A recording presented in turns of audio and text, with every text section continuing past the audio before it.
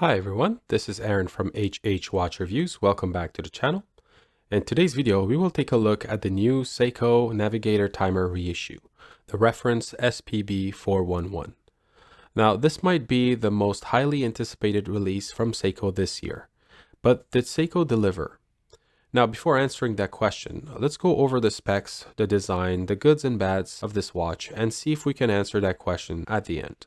Now, we have a diameter of 38.5 millimeters, a lug-to-lug of 45.3 millimeters. The thickness, including the slightly boxed sapphire crystal, is 12.9 millimeters. The lug width is 19 millimeters, and the crown measures 4.4 millimeters. Inside, we have the new 6R54 automatic movement. This movement is based off the 6R35 framework, but has an added GMT function and a slightly higher power reserve. There's an independent 24-hour hand, a quick set date, and a power reserve of 72 hours. This is the same movement that is used inside the new Alpinist GMT and the Prospex Divert GMT. It's a color GMT, which means that the GMT hand can be moved independently to track another time zone. So if you pull the crown to the first position, you can move the GMT hand by turning the crown clockwise. And you use the 24-hour markings on the bezel to set the GMT hour hand to the desired time zone, and off you go. This watch has a similar C-shaped cushion case as the SPB411. I reviewed that watch a little while ago, and in that video I mentioned that the case design is one of the reasons why I love that watch so much. So if you haven't seen that video, I'll leave a link up here in the corner. At first glance, this watch looks to be completely brushed. The top of the lugs and case have this radial brushed finish with no polished areas. The brushing is done very well, and it is kinda expected at this price range. As we move towards the profile of the watch, you can see that the edges of the case have no beveling. It's a straight cut to the polished sides, and it gives this watch a rugged look. Looking at the side of the watch, you see this beautiful slim profile with curved down lugs. This is what I liked so much about my SPB411. It just makes the watch hug the wrist and seem so much slimmer than it is. Turning the watch to the other side, we have a recessed crown. Even though this is a push-pull crown, the watch has 100 meters of water resistance. It is a very small crown though, at only 4.4 millimeters, and I usually don't like that.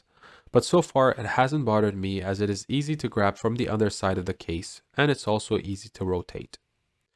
And speaking of rotating, the coin edge bezel of this watch is a joy to use.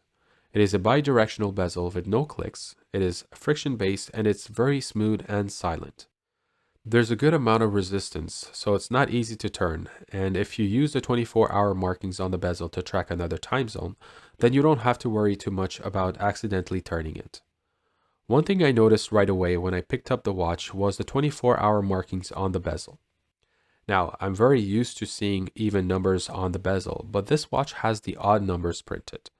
It took some time getting used to it, but now I really like it. I'm glad that they kept this design from the original. The bezel insert is a fully brushed steel bezel, and there is a lume pip at the 24-hour position. I really like this overall brushed finish when you look at the face of this watch, and I think this matches very nicely with the dial. So this might be the 5th Seiko watch with an anthracite dial that I've owned now, and man, Seiko has some of the best gray dials out there. That sunburst effect and light play is just simply amazing. The radial brushing of the bezel insert and case also reflect light and matches the light play of the dial. It's just mesmerizing. The applied baton markers on this dial also catch the light nicely. There is no lume on them, but if you look at the chapter ring, you can see a lume plot at each 5-minute mark. The hands are simple baton hands with dual finish. You have a polished surface on one side and a brushed finish on the other. This helps reflect light differently, so it's always easy to read the time. The second hand, though, is completely the opposite. It's a very thin hand, and it just disappears on that gray dial. The GMT hand is short, red, has an arrow tip, and it looks exactly like the original, which, in my opinion, is the iconic part of this watch. So I'm very happy that they kept this design portion exactly the same as the original. And it's also the perfect amount of color on an otherwise very gray monotone looking watch. The date window is at the 3 o'clock, and it's not just a straight cut, but has a nice beveled edge. The dial has 2 lines of text at the 6 and an applied Seiko logo at 12 with the word automatic underneath it. I'm glad that Seiko didn't put the Prospex logo on this watch. It keeps the dial balanced and clean. Overall, this dial is very nice. It has the right amount of shiny bits that doesn't clash too much with the overall brushed finish of the case. Everything is spaced out properly and the proportions are just right. It's easy to read the time at a quick glance, and this is helped by the sapphire crystal that has a good amount of clear AR coating on it. Now turning the watch around, we have a simple and completely polished case back. It has that classic horseshoe engraving and the usual text around it. This is now the second watch from Seiko that I recently purchased that has the horseshoe engraving, and I really like it. I'll be reviewing the SRP K17 soon, so subscribe to the channel if you don't want to miss that video. Now, you might have noticed it. This watch is a limited edition and is limited to 4,000 pieces. I'll talk more about that in the goods and bads section of this video. Now looking at the bracelet, this is a 5-link bracelet that looks kinda like a Jubilee bracelet but with flat links. So instead of rounded pieces, each piece is flat with 3 facets on top. It starts at 19 millimeters and tapers down to 16 millimeters. There are no polished areas on top of this bracelet except for the sides. So this is a nice consistency to the design, with the top of the watch being completely brushed and that same finish continues on the bracelet. And also this consistent finishing is present on that tiny little clasp, brushed top and polished sides. The clasp is a fully milled clasp with double push release button with only 2 micro adjustment holes. I'll talk more about that again, but look at that light play on this bracelet. I can just stare and look at that light reflecting off the links. It's just so beautiful. So overall, good job Seiko for designing a bracelet that matches the finishing of the case and that looks very nice with the overall design of the watch. I'll start by saying what I think is the best part of this watch. Basically, I'm happy that Seiko pretty much made a 1-to-1 copy of the original 6117 Navigator Timer. There are just a few little details here and there that are different, but the overall look is exactly the same. So much so that I sometimes mistake the new one for the old one, and vice versa when I see a post on Instagram. So that's the first thing that I like about this watch. The second thing is the design and finish of the bracelet. The one that came on the SPB411 was very disappointing. It kind of looked the same, but there was overall no tapering on that bracelet, or very little, and it had male end links. This one has solid female end links with a pretty good integration to the case. The links articulate very well and it sits comfortably on the wrist. It hasn't pulled any of my wrist hair so far, so that's a plus. The brushed finish has a nice sheen to it without being too shiny, but enough to reflect light. And again, I love that light play on the bracelet. And lastly, the 6R54 movement has been great so far for me. My watch is running at around -2 seconds per day, and this is including sitting in a watch box for a few days, which usually affects the accuracy of most of my Seiko watches.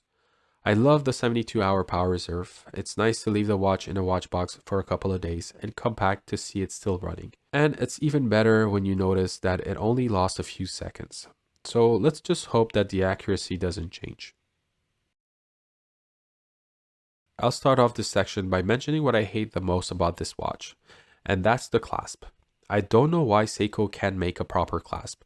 Almost every micro brand these days are coming out with clasps with on-the-fly micro adjustments, or at least a clasp with a decent number of holes so that you can get a perfect fit for your wrist. I usually like wearing my watch pretty tight on my wrist, but with this one I have no choice but to wear it loose. Putting 2 holes for micro adjustment is just like giving us none. I still prefer this over a butterfly clasp with 0 adjustments, but still 2 holes is just not enough. Secondly, I mentioned before that this watch is limited to 4,000 pieces. I'm putting this in the bad section for 2 reasons. First, Seiko gets away by charging more for this watch because it is limited. This watch shouldn't cost as much as the Prospex Diver GMT in my opinion. I think it should be closer to the Alpinist GMT. At least that's what I think if you compare the specs. Second, this should be available to everyone to purchase. It's such a cool design and I think that it deserves a place in the regular lineup from Seiko.